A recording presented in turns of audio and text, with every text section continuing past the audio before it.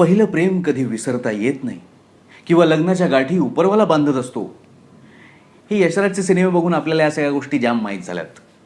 पण झालंय काय की हे अशाच प्रकारचे स्वप्नाळू, रोमॅन्टिक, प्रेमाचे फंडे असलेले सिनेमे मराठीत पण यायला लागलेत. अर्थात त्याचं बरंचसं श्रेय सतीश राजवाडेंसारख्या लोकांकडे सुद्धा जातं.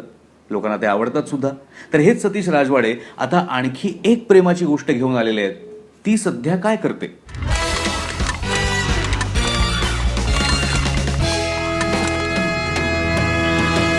सतीश राजवाडेंनी यावेळेला प्रेमाची गोष्ट सांगत असताना शाळेपासूनच सुरुवात केली आहे.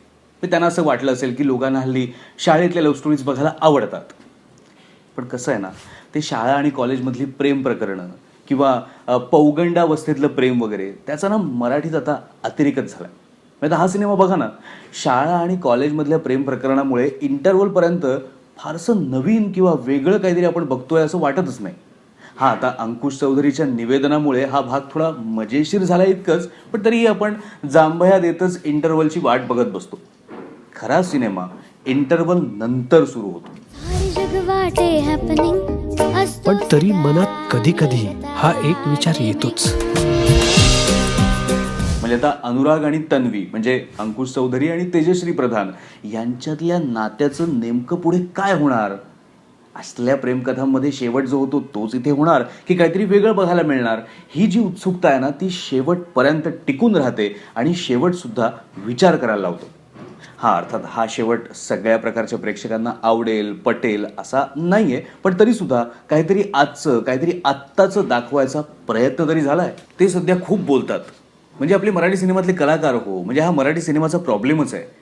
ही रंगमंचीय वाचाळ सवय जर या सिनेमाने मोडली असती ना, तर हाच सिनेमा आणखी कितीतरी सुंदर झाला असता.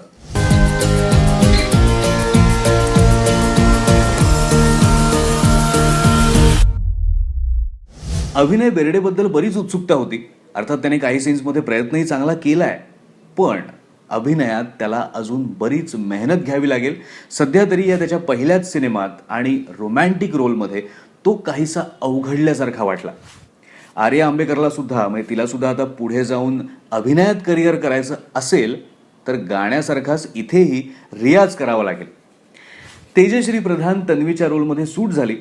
अंकुश चौधरीला तसं फार करण्यासारखं काही नव्हतं, पण तरीसुद्धा त्यातूनही त्याने काही जागा काढल्या आणि सिनेमाभर त्याचं जे निवेदन आहे ना, त्यातून त्याने खरी धमाल आणली. पण या सगळ्यांपेक्षा बाजी मारली कुणी तर निर्मोही आणि हृदित्य या सगळ्यात लहान जोडीने.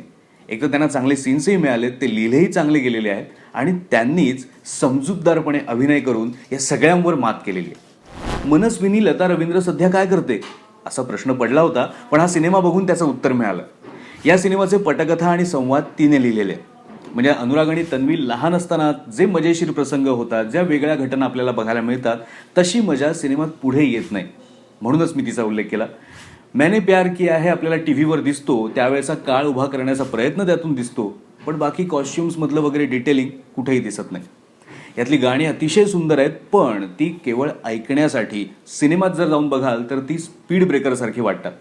थोडक्यात गोड गोड रोमॅन्टिक एक लव्ह स्टोरी तुम्हाला बघायची असेल, म्हणजे तशी बघायला आवडत असेल तर तुम्ही ह्या सिनेमाच्या वाटेला जाऊ शकता. सध्या म्हणजे ती सध्या काय करते या सिनेमाला मी देतोय 2.5 अडीच पॉपकॉर्न. हे झालं सिनेमाबद्दल. ती सध्या काय करते असं सारखं विचारत बसू नका.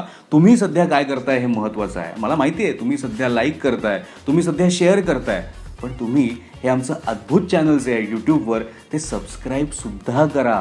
मग तुम्ही विचार करा की ती सध्या काय करते.